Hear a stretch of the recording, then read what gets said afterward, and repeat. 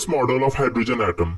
तो इस हाइड्रोजन के एटॉमिक मॉडल को एक दानिश फिजिसिस्ट नील्स बोर ने ईयर 1913 में प्रपोज किया था। और ये ऐसा पहला एटॉमिक मॉडल था जो कि हाइड्रोजन एटम के रेडिएशन स्पेक्ट्रा को अच्छे से एक्सप्लेन कर पाया था। यानी कि यही वो एटॉमिक मॉडल है जिसके थ्रू हमें एक प्रॉपर एक्सप्लेनेशन मिल पाया था हाइड्रोजन के एमिशन और एब्जॉर्प्शन स्पेक्ट्रम के बारे में। तो चलिए अब इसके कुछ पोस्टुलेट्स देख लेते हैं जिनके बेसिस पे ये बोर्स एटॉमिक मॉडल फॉर्म हुआ था। तो जो फर्स्ट पोस्टुलेट है वो है कि the electrons revolve around the nucleus in fixed circular paths called orbits और energy levels which has different and specific amount of energy capacities in each। यानी कि इस बोर्स मॉडल के अकॉर्डिंग जो नेगेटिवली चार्ज पार्टिकल्स यानी कि electrons होते हैं वो न्यूक्लियस जो कि पॉजिटिवली चार्ज होता है उसके अराउंड एक फिक्स्ड सर्कुलर पाथ में रिवॉल्व कर रहे होते हैं और उसी फिक्स्ड सर्कुलर पाथ को हम बोलते हैं ऑर्बिट्स या फिर एनर्जी लेवल्स। अब ये सुनने के बाद आपके मन में एक क्वेश्चन आ रहा होगा कि इन्हें हम एनर्जी लेवल्स क्यों बोलते हैं। तो अब जैसा कि मैंने बताया कि they have different and specific amount of energy capacities in each.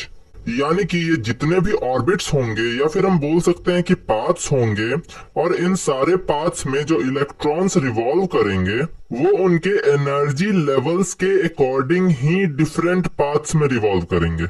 समझे बात को, वो उनके एनर्जी लेवल्स के अकॉर्डिंग ही डिफरेंट पाथ्स को चूज करेंगे रिवॉल्व करने के लिए। मतलब कि जो सबसे लोअर एनर्जी लेवल वाले इलेक्ट्रॉन्स होंगे वो सबसे लोअर एनर्जी लेवल वाले ऑर्बिटल में ही रिवॉल्व करेंगे जो कि न्यूक्लियस के सबसे पास होगा, और जो हायर एनर्जी लेवल वाले इलेक्ट्रॉन्स होंगे वो हायर एनर्जी लेवल वाले ऑर्बिटल में रिवॉल्व करेंगे।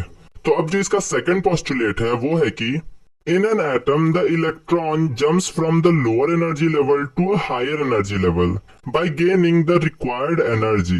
And similarly, an electron can jump from a higher energy level to lower energy level by losing energy of it. Also, this energy change does not take place in a continuous manner. यानी कि किसी भी atom में जब कोई electron किसी भी type की एक्सटर्नल एनर्जी को गेन या फिर एब्जॉर्ब करता है तो वो इलेक्ट्रॉन हायर एनर्जी लेवल के ऑर्बिट में जंप कर जाता है। बिल्कुल उसी तरह जैसे कि आप अगर अभी 11th स्टैंडर्ड में पढ़ रहे हो तो इस 11th स्टैंडर्ड का सारा नॉलेज गेन करने के बाद आप 12th स्टैंडर्ड में चले जाओगे, राइट।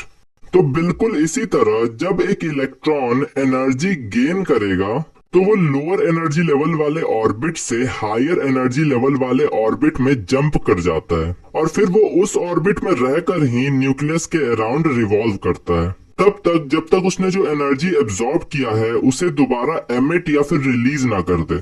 और फिर उसके बाद जब वही इलेक्ट्रॉन उस एनर्जी को रिलीज या फिर एमिट करता है तो वो वापस उसी लोअर एनर्जी लेवल वाले पाथ या फिर ऑर्बिट में जंप कर जाता है। और इसके अलावा एक और इम्पोर्टेंट बात कि ये जो इलेक्ट्रॉन्स के एनर्जी लेवल्स चेंज हो रहे होंगे ये कभी भी कंटिन्यूअस मैनर में यानी कि लगातार चेंज नहीं होंगे। यानी कि ये इलेक्ट्रॉन्स कभी भी एक एनर्जी लेवल से दूसरे एनर्जी लेवल में जंप करके ही जाएंगे, कभी भी वो कंटिन्यूअस फ्लो करते हुए नहीं जाएंगे। और इसी का मतलब है कि उनका एनर्जी लेवल्स कंटिन्यूअस मैनर में चेंज नहीं होगा। समझ में आई बात। तो अब इसके बाद जो थर्ड पोस्टुलेट है वो है कि the frequency of the radiation emitted और absorbed by an electron depends on the energy difference of the initial and final orbits और energy levels on which the electrons are jumping. यानी कि किसी भी एटम में से जब एक इलेक्ट्रॉन किसी भी टाइप की एनर्जी या फिर रेडिएशन को एमिट करता है या फिर किसी भी टाइप की एनर्जी को अपने अंदर एब्जॉर्ब करता है तो फिर वो जो एनर्जी एमिट या एब्जॉर्ब होगी वो एक सर्टेन फ्रीक्वेंसी की होगी, राइट।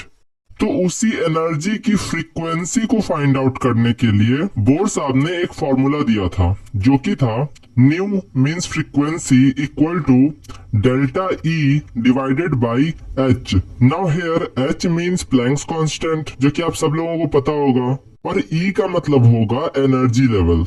बट यहाँ पर ये जो डेल्टा ई लिखा है इसका मतलब होगा E2 माइनस E1। यानी कि सिंपली इसे हम बोल सकते हैं कि ये दो ऑर्बिटल्स के बीच का एनर्जी डिफरेंस है। यानी कि अगर कोई इलेक्ट्रॉन E2 एनर्जी लेवल पे है और अगर वो अपनी एनर्जी को लूज करके E2 ऑर्बिट से E1 ऑर्बिट या फिर एनर्जी लेवल में जाता है तो वो कितनी एनर्जी लूज या फिर एमिट करेगा। या फिर इसी को रिवर्स करके देखें तो अगर कोई इलेक्ट्रॉन एनर्जी गेन करके E1 से E2 में भी जाता है तो वो कितनी एनर्जी गेन करेगा इस E1 यानी कि लोअर एनर्जी लेवल में से इस E2 means higher energy level में जाने के लिए। तो यही चीज हम फाइंड आउट कर सकते हैं E2 means higher energy level में से E1 means lower energy level को माइनस करके। और ये माइनस करने के बाद जो एनर्जी की वैल्यू आएगी उसी वैल्यू से हम H यानी कि प्लैंक्स कांस्टेंट को डिवाइड कर देंगे तो हमें इस एमिटेड एनर्जी या फिर एब्जॉर्ब्ड एनर्जी की फ्रीक्वेंसी पता लग जाएगी। समझ में आई बात? अब अगर देखें तो ये कॉन्सेप्ट बहुत हद तक रिलेटेड है लाइन स्पेक्ट्रम ऑफ हाइड्रोजन से, जिसमें हमने बामर सीरीज और रिडबर्ग इक्वेशन के बारे में भी डिस्कस किया है। तो मैं आपको सजेस्ट करूंगा कि वो वीडियो भी आप जरूर देखें। आई बटन और डिस्क्रिप्शन दोनों ही जगह उसकी लिंक मिल जाएगी आपको।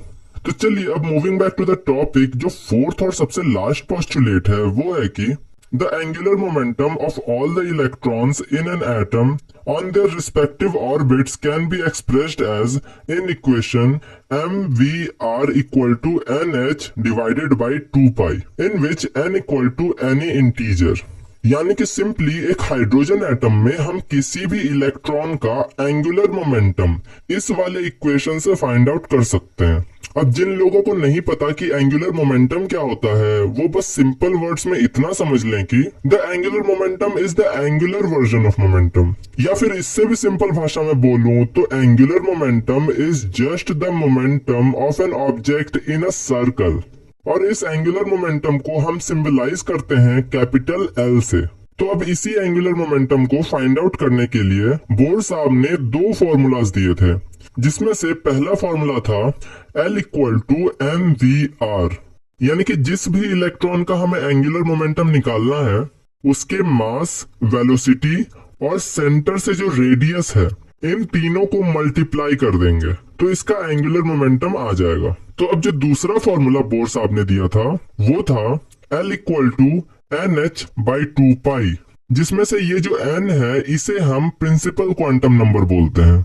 अब जिन्हें इसके बारे में भी नहीं पता वो बस इतना समझ लें कि the principal quantum number is the number related to the size and energy of the orbit. और ये प्रिंसिपल क्वांटम नंबर के जो वैल्यूज होंगे वो कोई भी इंटीजर हो सकते हैं एक्सेप्ट 0। और अगर आप इस प्रिंसिपल क्वांटम नंबर के बारे में और अच्छे से जानना चाहते हैं तो आप हमारा क्वांटम नंबर्स वाला वीडियो देख सकते हैं। आई बटन और डिस्क्रिप्शन दोनों ही जगह लिंक मिल जाएगी। तो अब इसके बाद इसमें जो h है इसका मतलब होगा प्लैंक्स कांस्टेंट, और ये पाई की तो वैल्यू आपको पता ही होगी जो कि होती है 3.14।